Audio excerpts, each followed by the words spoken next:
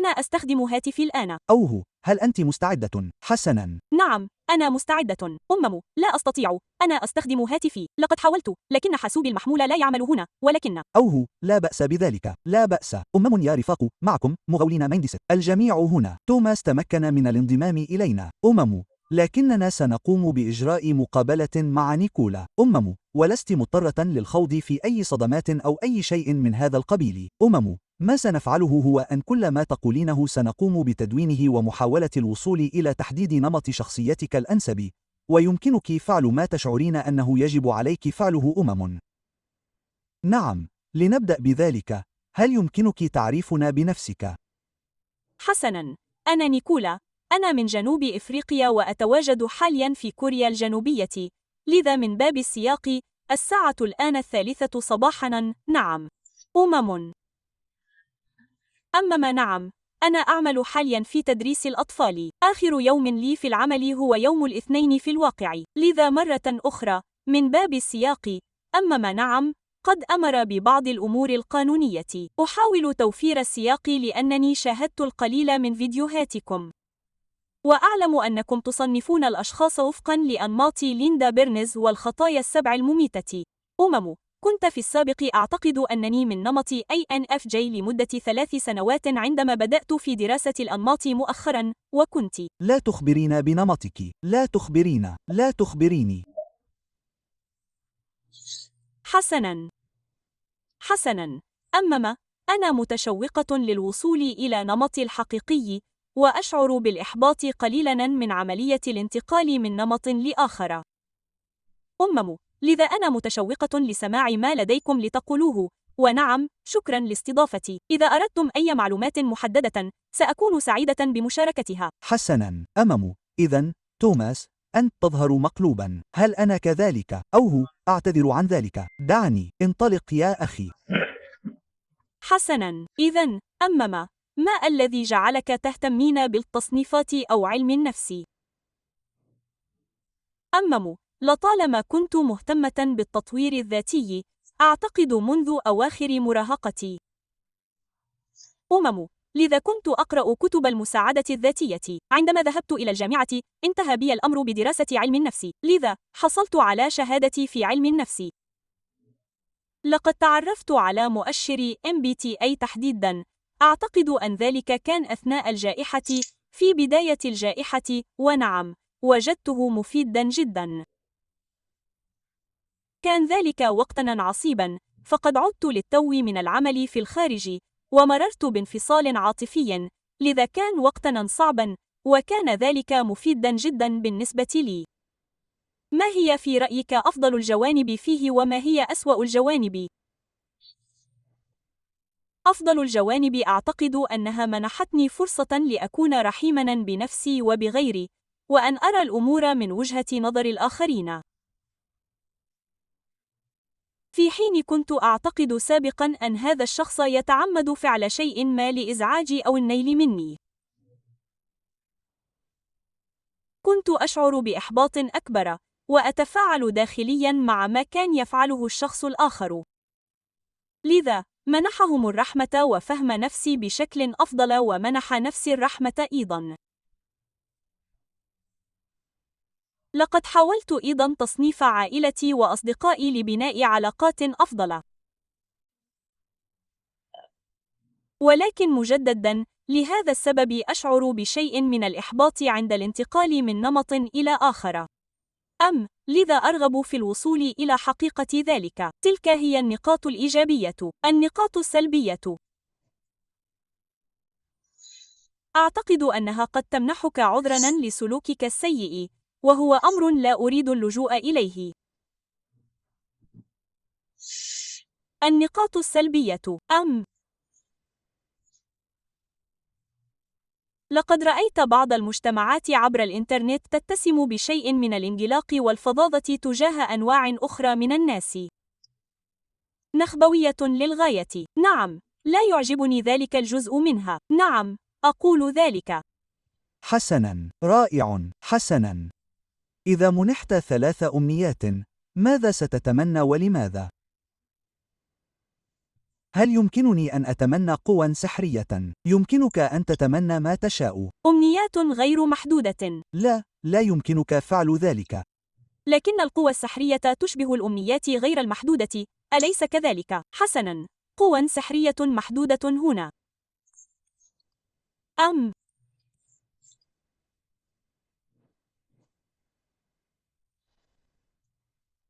أتمنى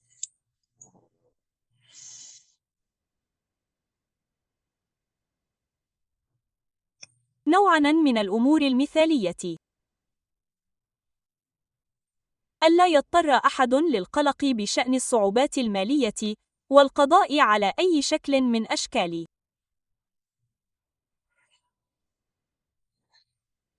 الاضطهاد. أم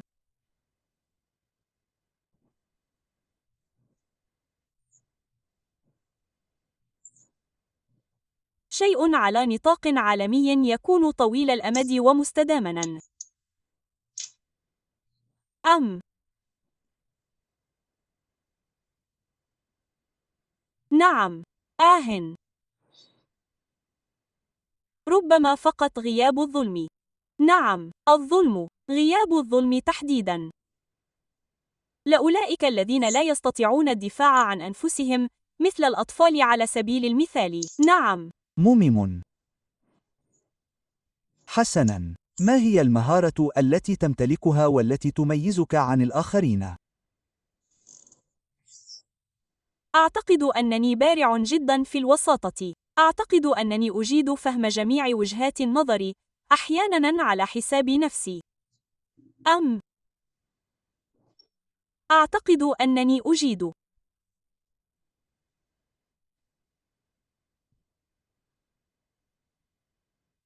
التواصل بطريقة تجعل الجميع يشعرون بأنهم مرئيون ومفهومون ومقبولون دون إطلاق أحكام. أنا متأكد من وجود الكثيرين من بين 8 مليارات نسمة ممن يمتلكون بعض تلك الصفات، لكن نعم. ما هو الشيء الذي تفعله بنفسك ويجعلك تتراجع قليلاً برأيك؟ همم. أحياناً بعض سلوكيات تدمير الذات، مثل النبوءات التي تحقق ذاتها، وعدم الثقة بنفس بما يكفي، وعدم الوثوق بحدسي، والتشكيك في قراراتي. همم. تقدير آراء الآخرين. همم. آراؤهم أو تجاربهم أكثر من تجاربي أحياناً.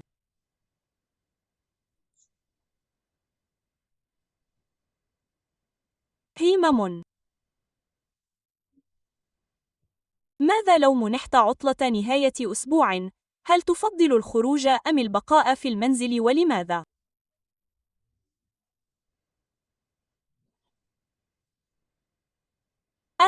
لعطلة نهاية أسبوع واحدة فقط، ربما أختار البقاء في المنزل للاسترخاء. همم. البقاء في السرير لمشاهدة نتفليكس أو الاستماع إلى البودكاست. همم. ربما الذهاب إلى النادي الرياضي بمفردي فقط. همم. نعم، إذا نظرنا لعطلة نهاية أسبوع واحدة، فغالباً سأبقى في الداخل. نعم. مهم.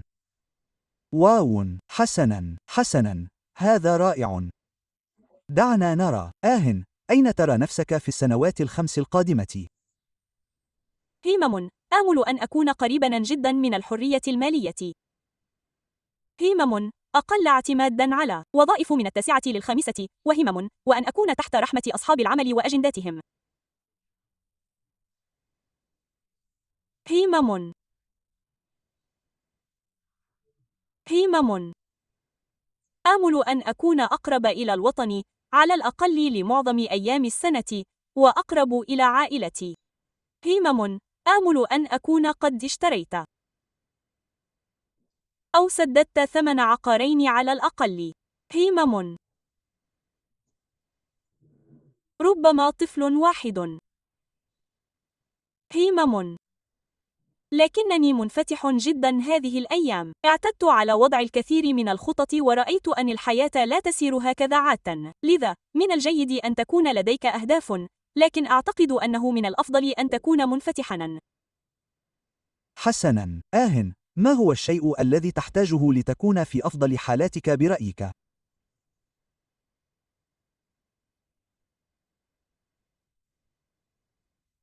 تقصد مهارة أو ماذا؟ نعم، ليس كمهارة. أقصد بيئة معينة مثلا. البعض قد يقول أحتاج للسلام، والبعض قد يقول همم، أحتاج للدعم. همم، ماذا تحتاج لتكون في أفضل حالاتك برأيك؟ ما الذي سيجعلك تزدهر؟ نعم، قبل أن تقول السلام، كنت أفكر في السلام والانسجام. همم، ربما راحة البال. همم، نحن نحتاج للسلام في بيئتنا، وأنا أود ذلك أيضا. نعم. همم، إذا كنت في فريق، ما هو الدور الذي ستلعبه برأيك؟ مثل لو كان على فريقك الفوز، وإذا لم يفوزوا، ستموتون جميعاً. حسناً، أي دور ستختار في الفريق؟ أي نوع من الفرق هو؟ وما هو الهدف؟ همم، لا يهم. أو ما هو الدور الذي تعتقد أنك ستؤديه بأفضل شكل لجعل الفريق يفوز؟ كأنه سيناريو غير معروف، لذا ستلجأ فقط إلى ما تجيده أكثر.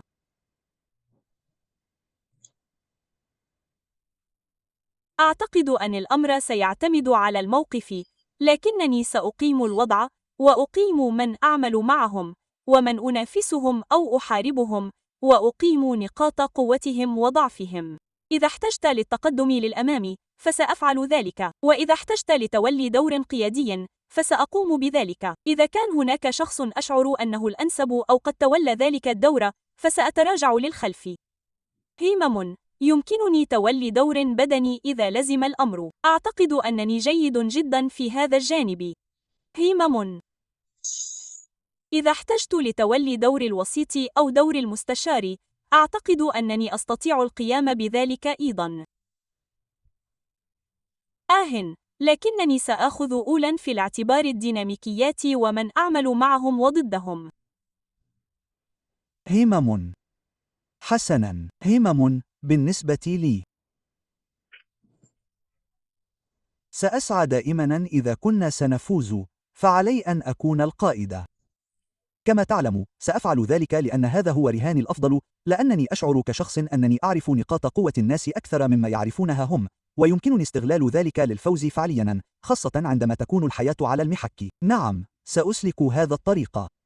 أترى؟ أعني إذا كانت حياتي وحياة عائلتي على المحك، فربما حينها. في معظم المواقف مثل العمل على سبيل المثال، عادة ما أتخذ دورا سلبيا أكثر حتى يطلب مني التدخل، أو حتى أرى أنني بحاجة للتقدم.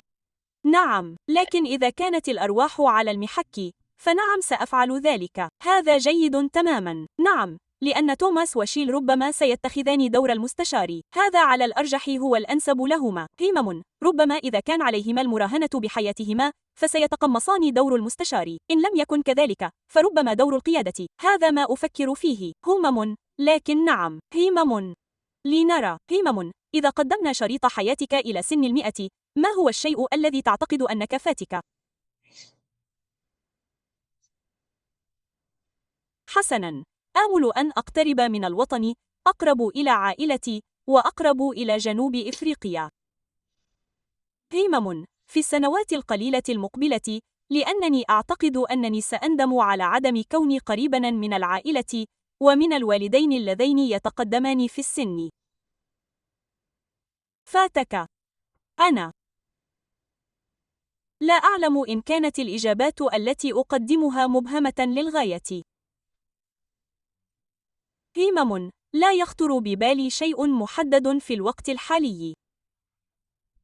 لدي بعض الأهداف التي أسعى لتحقيقها، والندم الذي أشعر به حتى الآن طفيف. لذا عندما أصل ل100 عام، لا أعتقد أنني سألتفت لتلك الأمور. مهم، لكن في نهاية المطاف، أعتقد أن القرب من العائلة سيكون الأهم بالنسبة لي، وربما تكوين عائلتي الخاصة. مهم. شيء ما سيكون له آثار دائمة في رأيي، سواء كنت تعمل لدى صاحب عمل فأنت يمكن استبدالك بسهولة، بينما في العائلة الأمر ليس كذلك تماماً.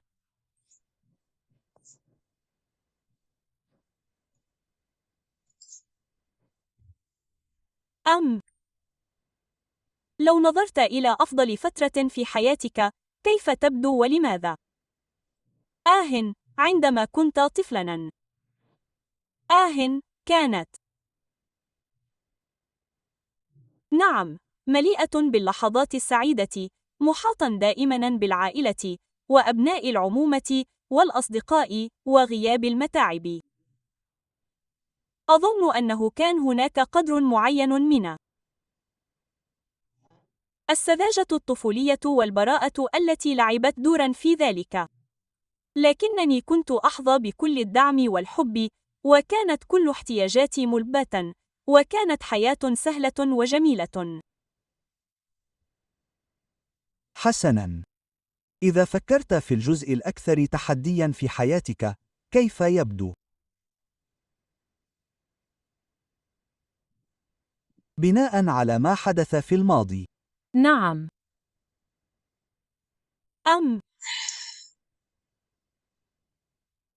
أود القول عندما كنت مراهقاً. في أواخر المراهقة، تطلق والداي، وكل حالة عدم اليقين المحيطة بذلك عاطفياً ونفسياً ومالياً إلخ. ومؤخراً،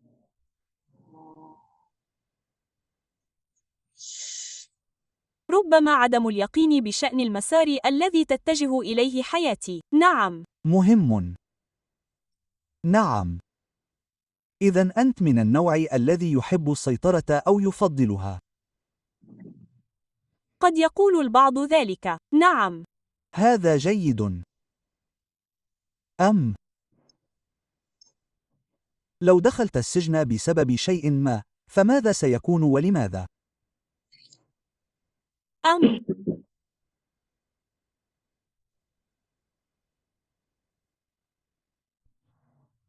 ربما بسبب تطبيق عدالة انتقامية ضد من يسيئون للأطفال. أن آخذ القانون بيدي.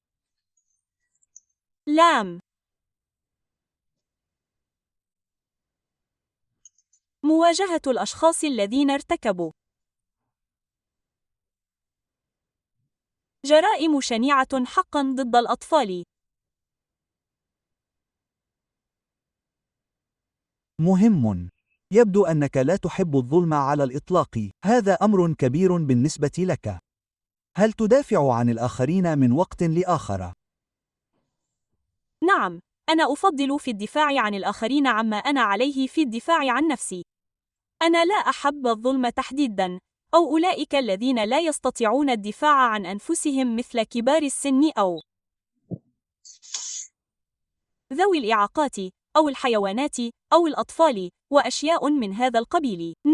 مهم. إذن ما الذي تعتقد أنه يحفزك أكثر في الحياة؟ هل تعتقد أن لديك دافعاً داخلياً أم دافعاً خارجياً ولماذا؟ لا أعتقد أن لدي دافعاً داخلياً كبيراً على الإطلاق. هذه مشكلة نوعاً ما. ربما جعل أمي فخورة بي على ما أظن، ومجرد الحصول على نوع من الاستقرار في الحياة اليومية. سلام.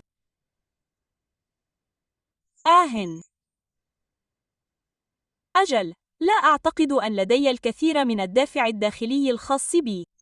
سيكون من المفيد لو كان لدي المزيد منه. ما الذي تعتقد أنه يعيق دافعك؟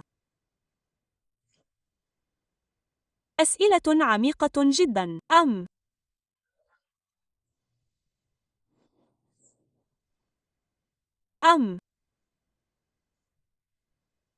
ربما. لا أقول هذا للتواضع المصطنع، ولكن ربما الكثير من التواضع أو عدم تقدير النفس بما يكفي. ربما. لماذا تعتقد أنك تفعل ذلك؟ أنت تتقمص دور الطبيب النفسي.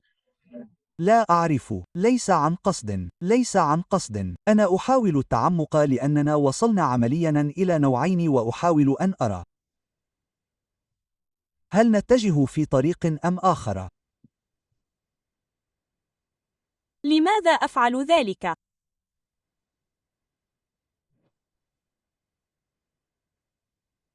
لست متأكداً. ليس لدي إجابة على ذلك. أعتقد أنه مع مرور الوقت أصبحت أفضل في ذلك.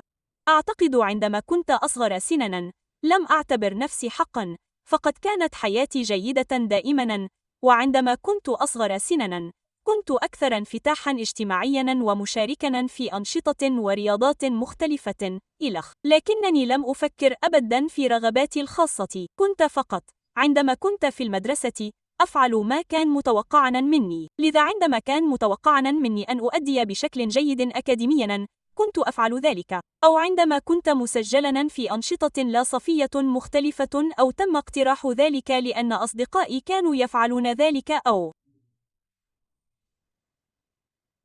أعتقد أنها كانت مجرد عملية لا واعية.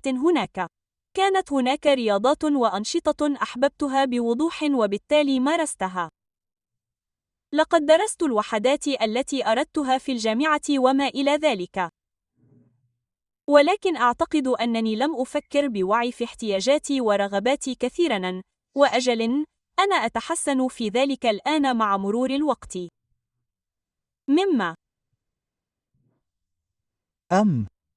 حسناً، كنت أتساءل فقط حول موضوع الأطفال المعرضين للإساءة مثل أجل. مرة أخرى، إذا كان هناك، كما تعلم، لا أريدك أن تتحدث عن أي صدمات أو أي شيء. هل كان هناك شيء محدد ربما حدث بحيث يكون الأمر على ما يرام؟ أجل لا، منذ كنت صغيراً، لا أعرف لماذا، ولكن منذ أن كنت طفلاً بنفسي كان لدي دائماً مكاناً دافئاً في قلبي لكبار السن والأطفال. أعرف أن هذا يبدو غريباً جداً وأنا طفل، ولكن لذا أنا الآن أعمل مع الأطفال. أنا أحب العمل مع الأطفال كثيراً. أنا أعمل مع أطفال صغار في الخامسة والسادسة من عمرهم، وأنا فقط لا أريد أن أقول ذلك بصوت عال، ولكن إذا حدث يوماً أن قام أحدهم بإيذاء طفل، لا أعرف حقاً ماذا كنت سأفعل. فهمت. لا أعرف إن كنا قد سألنا ما الذي تفعلينه بالضبط مع الأطفال. أقوم بتدريسهم. أنا معلمة روضة أطفال، وأقوم بتدريس اللغة الإنجليزية حالياً. نعم. حسناً، وهذا في كوريا الجنوبية. هذا صحيح. نعم. حسناً، إذن هل تقومين بعمل مثل تدريس الإنجليزية كلغة أجنبية TEFL أم؟ لا، أعني أنني حاصلة على شهادة في تدريس الإنجليزية TEFL، لكنني حالياً معلمة صف أدرس الإنجليزية والرياضيات والفن والعلوم. لذا نعم. أفهم. لقد قمت بتدريس الإنجليزية TEFL من قبل عندما كنت في الصين، وهذا عندما قلت إنني عدت إلى وطني، وكانت تلك فترة صعبة بالنسبة لي. لماذا كانت صعبة؟ لقد كنت أتمتع باستقلال مالي كامل. كان لدي شقتي الخاصة وحرية استكشاف البلاد بمفردي. لذا عند العودة إلى الوطن افتقدت كل ذلك، وعلاوة على ذلك كان زمن كوفيد والحجر الصحي، وبالإضافة إلى ذلك كنت قد مررت للتو بانفصال عاطفي. لذا نعم، كان الأمر صعبا للغاية. فهمت. ولماذا كوريا الجنوبية من بين كل الأماكن؟ أعني، كيف انتهى بك المطاف هناك؟ أردت المجيء إلى هنا منذ الجامعة. قدموا عرضا تقديميا في الجامعة، لذا اعتقدت أن الثقافة مثيرة للاهتمام للغاية وما إلى ذلك. اعتقدت أنني لم أتمكن من العودة إلى الصين، لذا فكرت أن هذه فرصتي للقيام بذلك وعدم الندم على عدم القيام به قبل أن أضع نفسي في مواقف حياتية أخرى قد لا تسمح لي بالقيام بذلك في المستقبل، وبالطبع للأسباب العملية والمالية وغيرها. نعم، فهمت. لذا أريد فقط أن أسأل هذا: ما الذي سمح لك بالسعي وراء ما تريدينه أكثر؟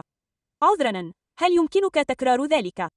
ما الذي سمح لك بالسعي وراء ما تريدينه أكثر؟ لأنك قلت إنك تعملين على ذلك، لذا أريد أن أعرف ما هي المهارات التي تعلمتها أو الأدوات التي تعلمتها أو أي نوع من التطوير الذاتي. تقصد لأكون أكثر تواصلاً مع رغباتي واحتياجاتي وما إلى ذلك. نعم.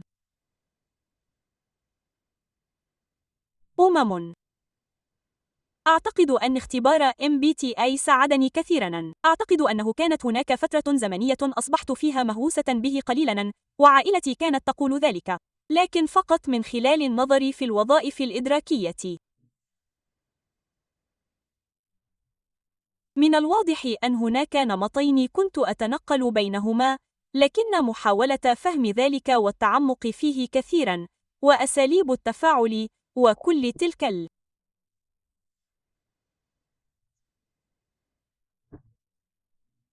النتائج النفسية في الآونة الأخيرة، أي لم أتعمق في ذلك بنفس القدر، لكن أجل، أود قول ذلك. حسناً. إذن، لو كان عليك اختيار 3 أشياء ستجعلك في قمة السعادة، ما هي الأشياء ال3 التي ستختارها؟ أن أكون قريباً من وطني.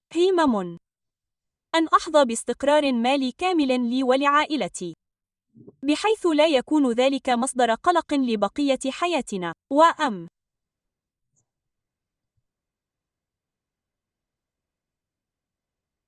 ربما فقط الاستقلالية، مثل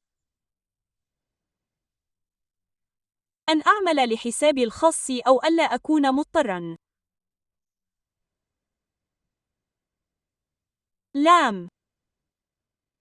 العمل لدى الآخرين وربما التحمل لأنشطة غير قانونية أو غير أخلاقية. حسناً. إذن أنت، بسبب الوضع الذي أنا فيه حالياً في العمل، لذا لا أعرف ما إذا كان ذلك سيؤثر على طريقتك في الحكم والنقد. ما هو الشيء الذي تود أن يتذكرك الناس به؟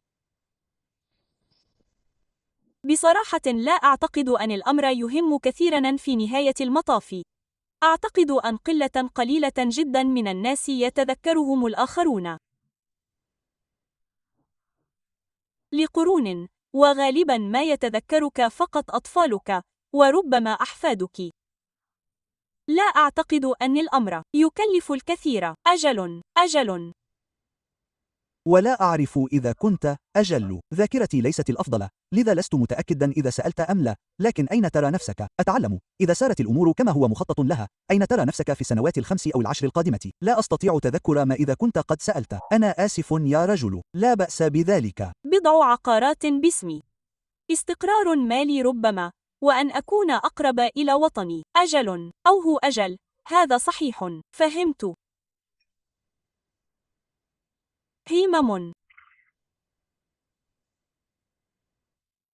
كيف ترى نفسك في التعامل مع السلطة؟ هل تتوافق جيداً مع رؤسائك؟ كيف تتعامل مع ذلك؟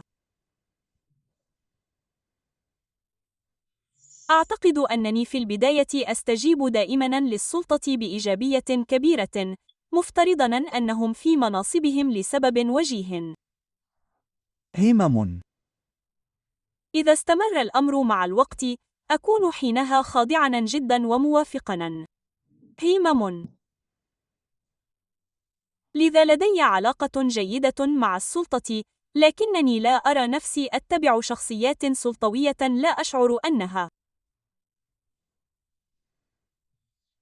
جيدة أو مبررة في تصرفاتها.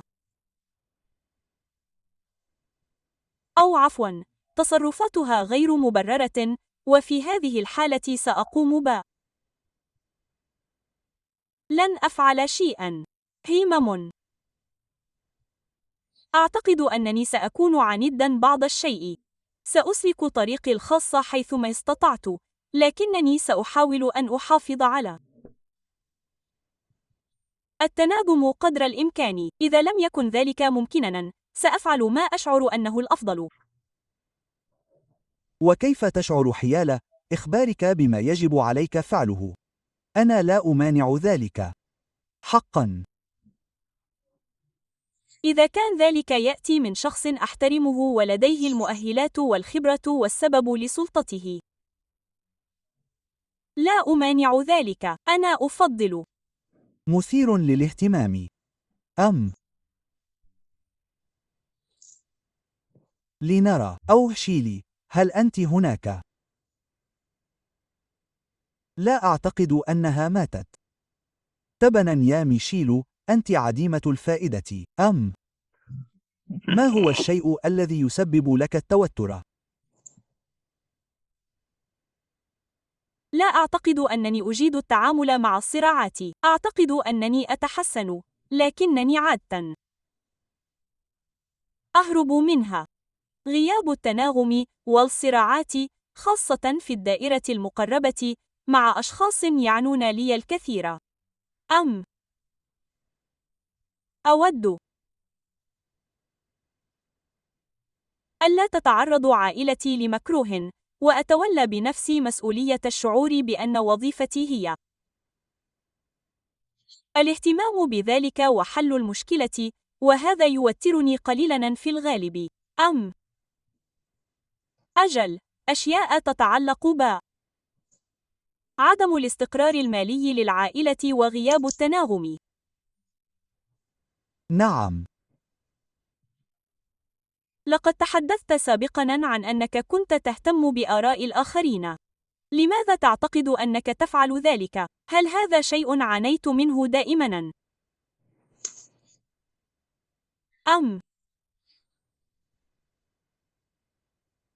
لا، لا أعتقد ذلك. لم أفهم نفسي حقاً قط. أعتقد أن هذا هو سبب اهتمامي MBTI. كانت هناك أوقات لم أهتم فيها بآراء الآخرين على الإطلاق لفترة طويلة. كنت أفعل ما أريد ومتى أريد. لكن في أوقات أخرى، أجل، كنت أهتم كثيراً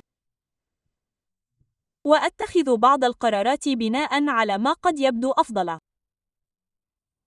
أعتقد أنني كنت أريد فقط إسعاد عائلتي ووالدي عندما كنت أصغر سناً. مهم. أجل. كنت سأسأل، هل تعتقد أنك كنت تعرف دائماً ما تريده من الحياة أو الأشياء التي تريدها؟ أردت. كان لدي بعض الأهداف بأن أصبح مليونيراً بالراند الجنوبي أفريقي بحلول سن 30، وأن أمتلك عقارات باسمي وما شابه، بينما أرادت بعض النساء الزواج والأطفال.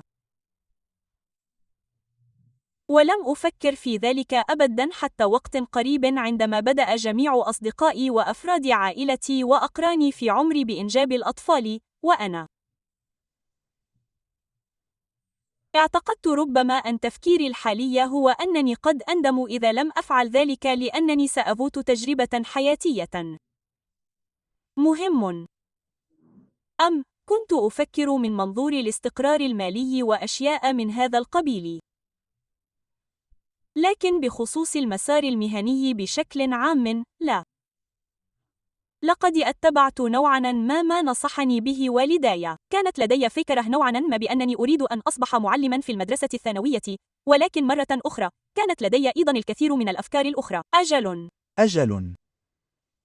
هل لديك أي شيء؟ ماذا كانت تلك؟ ما هي تلك الأفكار الأخرى؟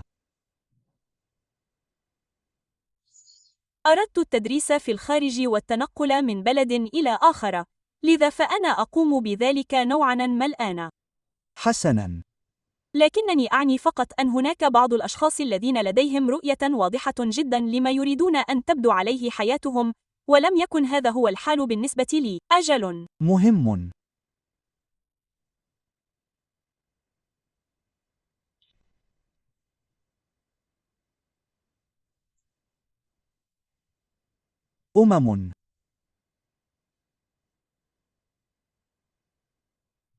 حسناً.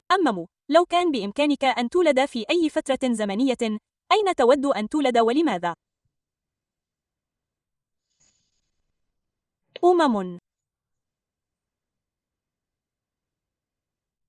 لا أعرف، كل عصر يأتي بإيجابياته وسلبياته، أليس كذلك؟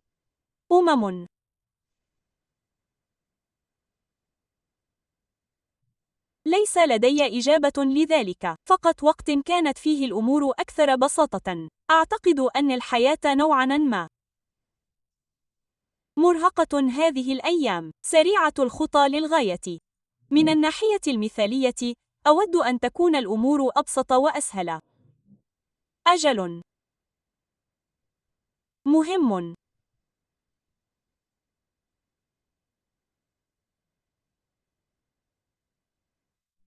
كل الإجابات التي أقدمها. حسناً يا توماس، لدينا حوالي 6 دقائق للجلسة القادمة. كيف تشعر يا توماس؟ لا أعتقد. كما تعلم، أعتقد أنه يمكننا إنهاء الأمر. أجل. الأمر صعب نوعاً ما من بعض النواحي، لكن أعتقد أنه يمكننا إنهاء الأمر. أجل. هل تتفق مع ما توصلت إليه؟ أجل. أعتقد ذلك. حسناً، لا أرى دليلاً على أشياء معينة، لذا هذا يعني فقط أن نمطاً واحداً قد يكون، كما تعلم، هو النمط الصحيح. إذن، ما لاحظناه هو أنك مستجيب، لذا فأنت انطوائي. أنت تحب وقتك الخاص. أنت تحب أن تكون وحدك. حتى عندما أتيحت لك عطلة نهاية الأسبوع، اخترت أن تكون وحدك، تقرأ الكتب وتستمع للبودكاست، ولا تختلط كثيرا بالناس. وخلال المقابلة بأكملها، كنت مستجيبا جدا. لذا هذا يلغي 8 أنماط. لا يمكنك أن تكون منفتحا بالطبع إذا كنت مستجيبا.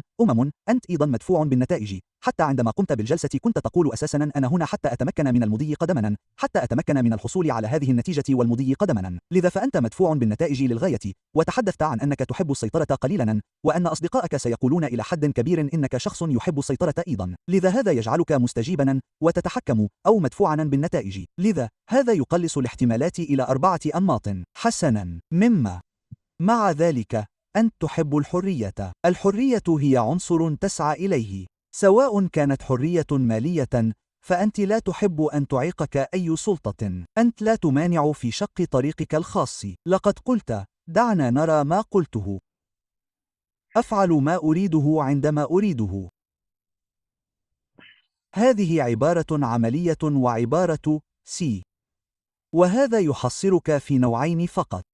ومن تلك الفترة فصاعدا، أنت مستخدم مستخدم TFA. لذا أنت تعرف ما تحبه وتعرف ما تقدره. أنت تعرف في قائمتك للأشياء، من السهل جدا عليك معرفة ما تقدره. أنت لا تمانع في التخطيط للأهداف حتى وإن لم تسر كما تخطط لها، ومع ذلك ستكون من نمط ISFP. كان الأمر صعبا لأننا كنا أنا وتوماس محصورين بين ISFP أو INFP، لذا كان علينا التأكد مما نراه. ونحن نعرف حسابك على إنستغرام أيضا. إنستغرامك 9. سيكون ذلك أكثر دبلوماسية. عقلية أكثر دبلوماسية. دبلوماسي. أجل. عقلية دبلوماسية حيث يمكنك الاختلاط بالناس والتحدث معهم بشكل جيد جدا. خطيئتهم ستكون الكسل، مثل ما تحدثنا عنه بشأن دوافعك الداخلية. قلت لك تقريبا إنك لا تملك أيا منها. توماس، ما هي الأجنحة التي تعتقد أنها تناسبك؟ يمكنني القبول بأي من الجناحين. لأن أجل. حسنا، لأضيف إلى ما قاله ميرسر، نعم، التسعات مثلك قالوا بثبات أنك تهتم بالوئام وأنك تهتم باحتياجات الآخرين أكثر من اهتمامك باحتياجاتك الخاصة، لذا أعتقد أنه كان واضحا جدا منذ البداية أنك من نمط الإنياجرام 9. أستطيع رؤية بعض جوانب الواحد وبعض جوانب الثمانية. أعتقد بالنسبة للجناح فأنت تميل إلى العدالة كما ذكرت. عندما يتعلق الأمر بالأطفال أو كبار السن، يبدو أنك عندما يتعلق الأمر بالأشخاص الأبرياء والعاجزين، فإن حمايتهم هي شيء عزيز جدا عليك. أعتقد أنني أرى بعض عناصر النمط الأول وأيضا بعض عناصر النمط الثامن، فأنت تبدين مستقلة جدا على ما أظن. أنت تهتمين باحتياجات الآخرين، لكنك تهتمين أيضا بالقيام بأمورك الخاصة والحصول على قدر من الحرية. أجل، إذا فكرنا في الأنواع الفرعية، إذا كانت من النوع الاجتماعي، فسيكون ذلك هو النمط المعاكس حيث لا يكونون كسالى، وقد يبدو النوع الاجتماعي مشابها للنمط الثالث. صحيح. هل هو النوع الجنسي؟ لا، هذا هو النوع الاجتماعي، أليس كذلك؟ النوع الفرعي الاجتماعي. أجل، الجنسي، هي لن تكون من النوع الجنسي. لا، لذا سيكون إما نوع الحفاظ على الذات أو النوع الاجتماعي. أعتقد أنها أقرب لنوع الحفاظ على الذات من الحفاظ على الذات. أجل، إذن سيكون هذا النمط التاسع SP9. بالنسبة للأجنحة سنترك الأمر مفتوحا.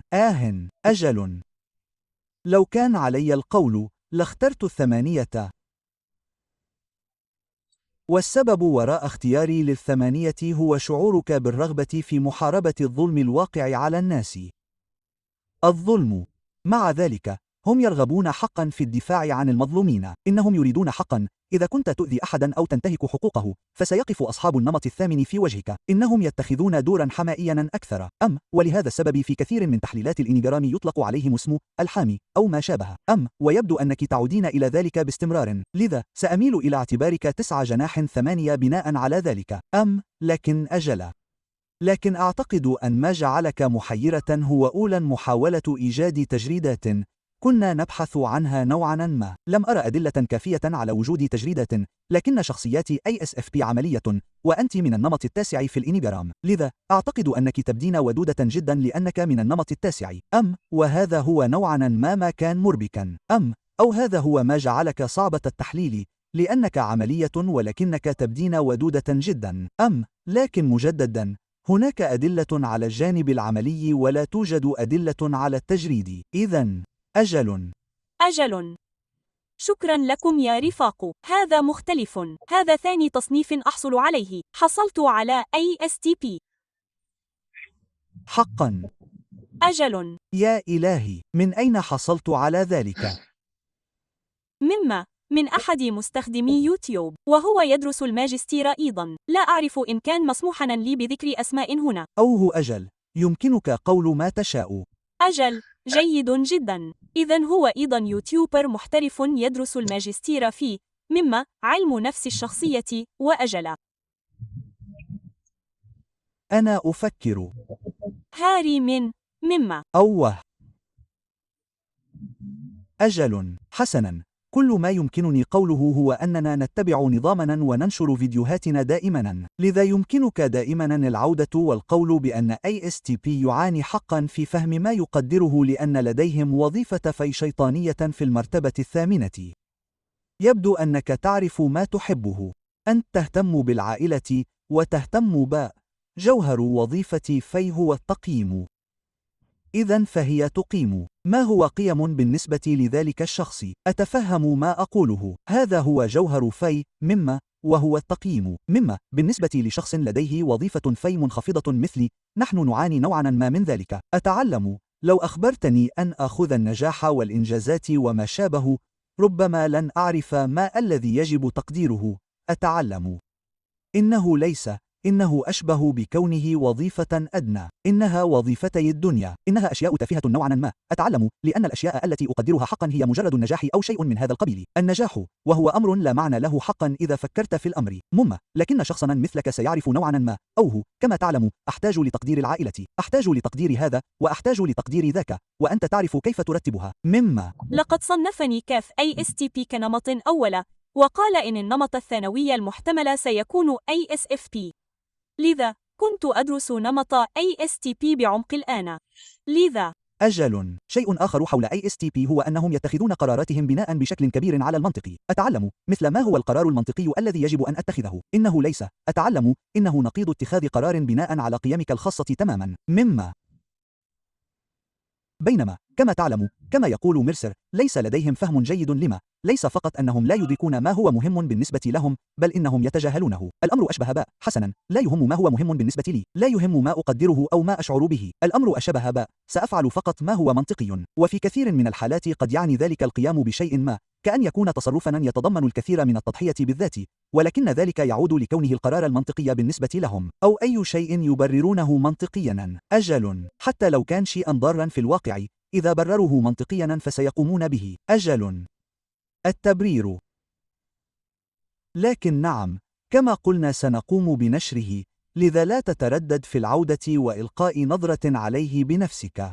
لقد حددنا هويتك مبكرا جدا، فإما أنك ASFP أو ANFP، وهذان هما النمطان اللذان كنا نبحث عنهما. نمط ASFP يركز أكثر على التطور والتقدم. إنهم يتعاملون مع رحلة الحياة كما تتعامل أنت معها. أنت تظهر أنك تريد السيطرة، وأنك تبحث عن نتيجة محددة، كأنك تقول أنا أريد هذا، أنا بحاجة إلى نتيجة، أحتاج إلى منتج نهائي. لهذا السبب عندما جئت إلى جلسة تحديد النمط كنت تبحث عن منتج نهائي، لم تكن هنا للمراوغة أو اللعب، كنت تقول أريد نتيجة.